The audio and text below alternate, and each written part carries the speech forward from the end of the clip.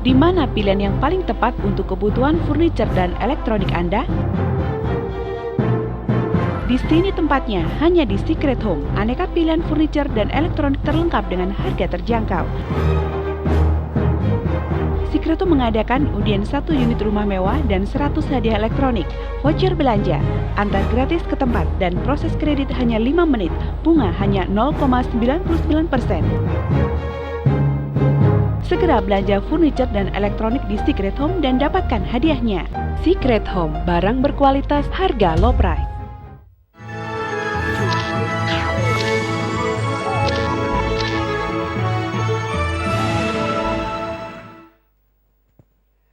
Pemirsa dan penonton yang berbahagia, Anda masih bersama kami di perbincangan malam hari ini yang mengambil tema tentang masjid sebagai pusat pengembangan dan pemberdayaan masyarakat.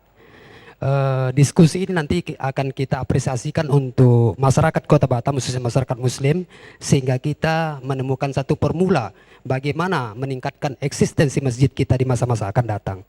Dan kita masih akan berbincang lagi dengan sejumlah rekan-rekan kita yang memang pakar dan memiliki kompeten di bidang kemasjidan. Dan saya akan menyapa saudara saya, Bobby Siregar. Beliau adalah salah seorang aktivis Muslim di Kota Batam, dan ini menyangkut masalah pendirian ya, masalah pendirian masjid. Tadi masih menarik ini, kayak saya kira belum kelar. Nah sebenarnya ini mana yang mau didahulukan ini? Apakah sosialisasinya dulu, kemudian baru kemudian masjid mengurus prosedur izinnya, atau Dewan Masjid langsung saja jumpa wali kota sama ketua BP, Pak tolong dipermudah saja. Nah gimana ini menurut Pak Bobi ini? Bismillahirrahmanirrahim. Assalamualaikum warahmatullahi wabarakatuh. Pemirsa Batam TV, baik di studio maupun di rumah yang dimuliakan Allah. Sebenarnya memang cukup menarik kalau tadi kita membicarakan legalitas masjid. Tapi juga saya merasa ini tidak elok sebenarnya. Dengan jumlah kaum muslimin dan muslimat yang ada di Batam, yang disampaikan oleh abang anda saya tadi, Pak Samsul, persentasenya cukup tinggi. Ditambah lagi ketua adalah Pak Wali Kota sendiri, Pak Ahmad Dahlan. Nah di sini yang saya mau tanya yang lebih pas dan jelasnya ini. Kenapa dalam pengurusan legalitas rumah ibadah ini kok sangat sulit? Kok banyak atap? Kenapa tidak diciptakan satu atap? Untuk urusan yang lain ada ceritanya urusan satu atap. Kenapa untuk ini tidak dibikin suatu jalan tol? Seperti yang saya baru pulang kampung, saya melalui tol Cikampek, mulus. Dan Batam ini kenapa kok begini gitu loh? Saya sangat berharap kepada pemerintah, kepada apa tadi, MDI ya, DMI ini dibantu dengan FKUB. Saya berharap tidak ada lagi permohonan lokasi untuk masjid ini yang dipersulit. Sebenarnya ini BP sudah nggak layak ada di Batam.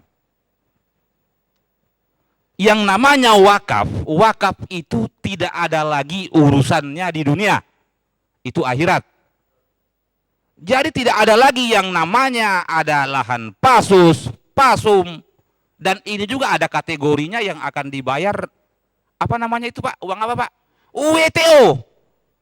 Masih mau BP kawasan mengambil UWTO dari masjid dan musola, subhanallah. Yang kita tahu berapa banyak ribuan dan ratusan hektar yang mereka dapat pengurusan WTO ditambah dengan fee-nya, dan urusannya sangat gampang.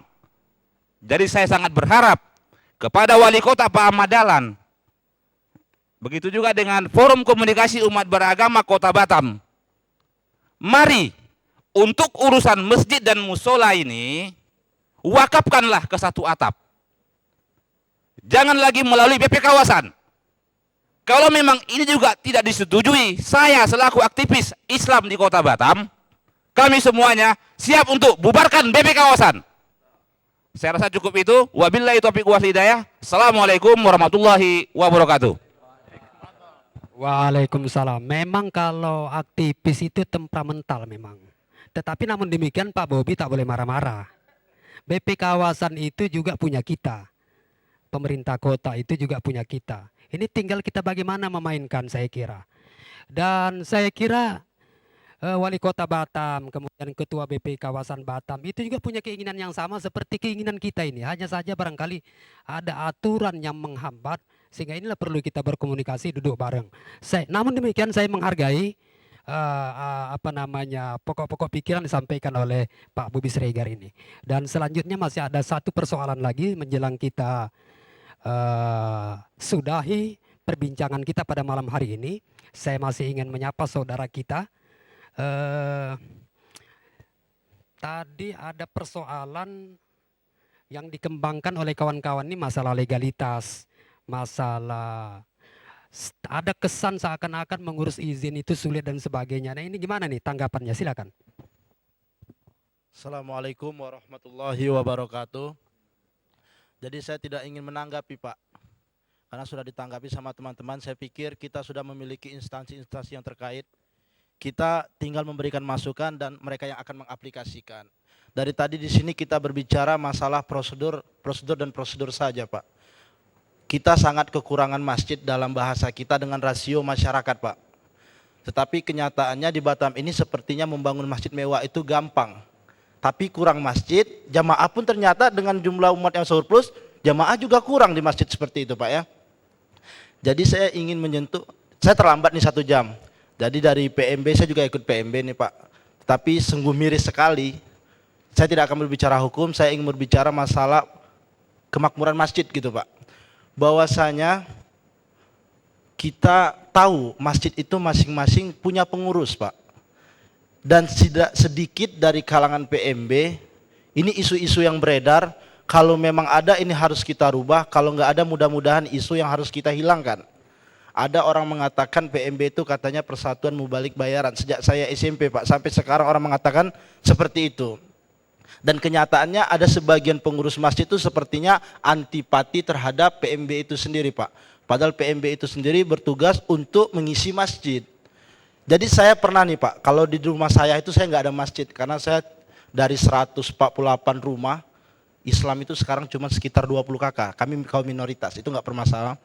Sebelum saya tinggal di sana, saya tinggal di sebuah masjid di daerah Sagulung, bahwasanya masjid itu lumayan luar biasa ya, mereka mendapatkan infak Jumat. Maaf ya, saya agak ekstrem gitu untuk menyampaikannya, bahwasanya tetapi di kalangan teman-teman PMB itu saya pernah mendengar, kadang-kadang kita malas masuk masjid sana. Dalam bahasanya minyaknya itu kecil sekali, rasanya nggak sesuai dengan pemasukan. Saya sampaikan kepada pengurus masjid tidak terima. Dan akhirnya di masjid itu yang mengisi adalah ustadz tempatan. Ustadz tempatan kalau ceramah membaca teks. Dan karena itu yang ceramah terus ustadz tempatan, maka masyarakat jamaah menjadi bosan kan gitu Pak. Ujung-ujungnya masjid menjadi sepi. Ini kan sudah menjadi permasalahan di luar masalah prosedur dan hukum tadi. Jadi himbauan saya ke depannya, marilah bersama-sama pengurus masjid kita kerjasama. Kita tidak menutup kemungkinan mungkin ada sebagian dari orang menjadikan agama ini sebagai mata pencarian. Itu tidak bisa kita pungkiri Bapak ya. Nah permasalahannya pengurus masjid ini harus paham. Permasalahan itu kan uang umat Pak. Kalau uang umat ya kita salurkan, dan jangan pelit-pelit sekali. Efeknya di tempat saya tinggal itu adalah sebelum saya menikah itu, sebelum saya tinggal di tempat yang sekarang ini, masjid itu orang sangat bosan sekali datang. Yang khutbahnya itu dan itu saja Pak. Jadi kedepannya dari DMI bagaimana memberikan masukan kepada pengurus masjid bahwasanya kita sopan lah. Sering kita mendengar ada teman-teman cerita, aku dapat SMS ini, maaf Pak, Bapak tidak perlu hadir. Kan tidak ada kerjasama, tidak ada sinkronisasi antara Persatuan Mubalik Batam dan masjid itu sendiri di bawah naungan DMI. Jadi kita prosedur hukum kita kelar, tapi masalah memakmurkan masjid kita menjadi masalah. Itu Pak ya. Terima kasih dan mohon maaf apabila ada teman-teman merasa tersinggung dengan pembicaraan saya. Saya lupa, nama saya Wahyu Tero Primadona. Saya dari PMB Sagulung dan bekerja di Pulau Bulu. Terima kasih. Assalamualaikum warahmatullahi wabarakatuh. Baik, saya kira tidak ada yang perlu marah. Ini masukan yang cukup konstruktif sebenarnya, positif saja. Jadi memang ke depan Persatuan Mubalik Batam, Dewan Masjid Indonesia Batam, ini perlu duduk bareng supaya mengkonkretkan program-program yang bersifat aktual dalam rangka mematchingkan pelaksanaan program lapangannya. Saya kira demikian.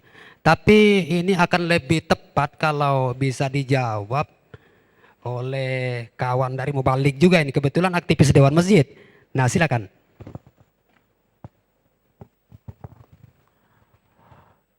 Terima kasih. Saya pikir itu suatu tanggapan yang termasuk otokritik dan juga mewakili masyarakat ya. Tapi bagi kami sebagai mubalik, kalau dipelesetkan dengan Persatuan Mubalik Bayaran itu tidak masalah. Justru memang kita sedang berjuang, memang mubalik itu harus dibayar. Harus dibayar. Cuman persoalan kita, kalau terjadi kritikan dari masyarakat, itu adalah kembalinya kepada sama semua DMI, atau pengurus masjid atau yang lain-lain, itu berbicara tentang kualitas daripada manusia-manusia yang apa itu namanya institusinya. Orang tidak suka dengan mubalik karena mungkin dia memang tidak mampu memerankan mubalik dia dengan baik. Orang tidak suka dengan pengurus masjid juga seperti itu. Nah, cuman saya ingin tanggapi di sini termasuk persoalan. Memang persoalan kita cukup muskil juga, cukup prihatin juga. Seperti dari persoalan. Persoalan kita masih berkutat dalam masalah yang mana lebih tinggi imam atau ketua masjid. Ini persoalan lama, ini yang membuat kita berdiskusi. Sebenarnya kita tinggal baca aja, tinggal pelajari aja. Yang mana lebih tinggi itu tergantung kepada kebutuhannya. Jadi saya rasa demikian. Terima kasih. Kami kembalikan ke moderator. Baik, terima kasih. Jadi kita sebenarnya ini sharing saja, tidak ada penjawab dan tidak ada penanya. Kita semua penjawab dan kita semua penanya. Saya kira kita masih punya sisa waktu sekitar 6 menit lagi, dan saya masih punya saudara yang perlu saya dengar pendapatnya. Ini ada pertanyaan yang menggelitik ini dari masyarakat juga.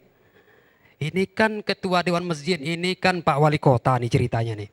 Ini gimana hubungan kawan-kawan pengurus di Dewan Masjid dengan ketua umumnya? Apakah cukup ada perhatian yang lebih yang diberikan ketua umum, misalkan kalau mau menyelenggarakan kegiatan duitnya lancar, pengurusnya juga diperhatikan, bagaimana nih? Silakan ini Pak Zulkifli ini Wakil Sekretaris Pimpinan Daerah Dewan Masjid Indonesia, silakan. Baik, Assalamualaikum warahmatullahi wabarakatuh. Kalau kita berbicara tentang anggaran ya sudah sangat jelas, kita kan sudah ada dianggarkan atau yang dicantumkan di APBD kota. Dan kalau juga kita berbicara tentang kepemimpinan Dewan Masjid, karena memang di sana sini juga ya sudah pasti ada kekurangan. Tetapi yang kita lihat antara ketua umum beserta ketua 1, ketua 2, juga sekretaris dan sebagainya sangat solid sekali. Tinggal seperti yang dikatakan ketua kita, ketua 2 tadi, memang di dalam hal sosialisasi yang sudah kita lakukan memang sudah bergerak dan berjalan. Tinggal eksposnya lah mungkin, atau kalau kita katakan ya iklan. Nah, seperti saat ini adalah salah satu sosialisasi, salah satu teknis dan salah satu manajemen yang memang lebih sering saya rasa ya lebih baik untuk meningkatkan sinergi dan karya nyata daripada Dewan Masjid itu sendiri. Karena memang di mana-mana pun kalau kita berbicara organisasi tanpa ada anggaran yang mencukupin sudah pasti akan stagnan. Dan himbauan kita sebagai pengurus masjid, sebagai pengurus Dewan Masjid Kota Batam yang memang hampir 1 tahun yang lalu juga ada satu tim yang telah dibentuk oleh Dewan Masjid untuk mengakses salah satu aktivitas atau kegiatan kita sebagai Dewan Masjid untuk menselaraskan terbentuknya satu sertifikasi lah atau untuk legalitas lahan, baik kepengurusan dan sebagainya, itu sudah kita jalankan. Itu adalah salah satu program inti daripada Dewan Masjid itu sendiri. Yang paling utamanya memang saat ini kami sangat setuju sekali dengan adanya yang memang walaupun anggaran yang sangat minim, tetapi Dewan Masjid sudah bisa berkarya, sudah mulai melakukan, ya kita katakanlah turun gunung lah kembali. Artinya selama ini mungkin vakum, tetapi dalam progres-progresan kegiatan yang sudah kita lakukan saat ini adalah salah satu momentum untuk bangkitnya lagi kepengurusan Dewan Masjid yang memang, karena memang kita tidak bagi oleh-oleh sebenarnya, karena kita katakanlah kepengurusan masjid pun harus sudah mulai matang, dan kita harus bersatu padu, baik pengurus kota, baik pengurus jajaran masjid-masjid, baik itu masjid agung, masjid besar, masjid kecamatan atau masjid jami dan sebagainya. Karena yang saya lihat perlu sekali kita mensinergikan lah antara pengurus Dewan Masjid sudah mulai pintar, sudah mulai intelektualnya mulai visioner lah ke depan. Karena bagaimanapun wacana dari pengurus masjid, Dewan Masjid, kalaulah masjid yang sudah kita katakanlah yang sudah bisa memberikan subsidi silang kepada masjid-masjid yang memang notabene tidak memiliki anggaran dan sebagainya, sudah sangat pantas mereka memiliki manajemen atau teknis atau nurani agar dana yang mereka kumpulkan dari umat dan kembali juga kepada umat, seperti yang kita katakanlah BAS, SNI, atau kita katakan RZI, Rumah Zakat Indonesia dan sebagainya, yang mereka harus kembalikan anggaran-anggaran yang memang sudah sepantasnya dari umat kembali juga kepada umat. Itu saja mungkin yang perlu. Jadi tidak terfokus kepada fokus ketua umum Dewan Masjid, karena kita kan ada aturan-aturan main yang sangat jelas dan kita tidak melanggar rambu-rambu dan aturan main yang memang hukumlah sebagai panglima yang dikedepankan. Jadi mungkin ya masukan kepada aktivis-aktivis kita, ya silahkan memberikan suatu wacana-wacana yang positif, memberikan suatu tata cara pikir stickman ataupun istilahnya untuk mengkritisin, karena tanpa adanya kritikan atau saran atau masukan, ya kita akan bisa tertidur, baik itu pemimpin, pemerintah kota atau BP, ya. Mudah-mudahan inilah salah satu sarana dan jalan untuk membesarkan dari kita kembali kepada kita, dari Dewan Masjid juga kembali kepada masjid, dan kembali juga kepada pengurus masjid, dan juga kembali kepada umat. Intinya itu saja mungkin dari saya. Terima kasih. Assalamualaikum warahmatullahi wabarakatuh. Ya, terima kasih. Saya masih punya waktu 2 menit lagi. Dan saya akan menyapa saudara saya, Mulkan Siregar, Sarjana Hukum. Ini masih tentang ketua umum ini. Jadi kita tahu bahwa Pak Ketua tadi, Pak Artis bilang ketua umum ini Pak Wali Kota. Kemudian Pak Wakil Wali Kota juga salah seorang ketua. Ini persoalan masjid ini pernah nggak dilaporkan ke beliau, misalkan masalah izin pendirian dan sebagainya. Kemudian apa arahan beliau? Dan bagaimana kawan-kawan juga merespon keinginan beliau? Saya pernah 2-3 kali mendengarkan pidato Pak Wali, segera tuntaskan legalitas pendirian masjid. Tapi mungkin kawan-kawan lambat merespon. Gimana nih kira-kira ini? Ya, makasih. Saudara moderator, terkait dengan kepengurusan tadi disebutkan sebagai ketua umum yaitu Bapak Dr. Nur Haji Ahmad Dahlan sebagai ketua umum PD Dewan Masjid Kota Batam. Pada prinsipnya saya pikir begini, apapun itu dalam suatu organisasi tentu kita mengetahui ada ketua umum dan ketua-ketua yang lainnya, ya, ada sekretaris umum dan ada sekretaris-sekretaris yang lainnya. Saya kira 2 tahun berjalan kepengurusan beliau cukup baik, bisa memberikan koordinasi yang baik kepada seluruh komponen kepengurusan yang ada. Terkait dengan seringnya beliau menyampaikan tentang tuntaskan masjid dan lain-lain sebagainya, menurut hemat kami, Dewan Masjid tadi sudah disampaikan setahun yang lalu sudah menyampaikan kepada pengurus-pengurus masjid tentang pengisian data-data masjid, sehingga Dewan Masjid tahu sejauh mana kekuatan legalitas hukum yang dimiliki oleh satu masjid itu, yang kemudian mungkin nanti Dewan Masjid akan bersinergi dengan pihak-pihak terkait bagaimana mewujudkan legalitas masjid sesuai dengan tingkat dan kebutuhannya. Mungkin itu saja. Terakhir saya ingin menyampaikan bahwa mohon kepada kita semuanya, kita akan merencanakan satu program yang disampaikan oleh ketua tadi. Dalam bulan Oktober ini kita akan melaksanakan pelatihan manajemen masjid di sejumlah kecamatan, di 12 kecamatan di Kota Batam. Saya mohon kepada, ya katakanlah, teman-teman semuanya, pengurus-pengurus masjid yang ada, ini penting bagi masjid-masjid untuk bisa mengetahui sejauh mana tingkat pentingnya satu legalitas masjid itu sendiri. Dan kepada pemerintahan di tiap kecamatan juga, dengan minimnya anggaran dana yang dimiliki oleh Dewan Masjid Kota Batam, tentu bagi camat dan juga kua-kua yang ada di kecamatan, mohon Dewan Masjid ini dibantu sehingga pelaksanaan acara itu dapat terlaksana dengan baik dan dapat menghasilkan sesuatu hal yang bisa dipahami oleh pengurus-pengurus masjid kita. Demikian, makasih. Assalamualaikum warahmatullahi wabarakatuh.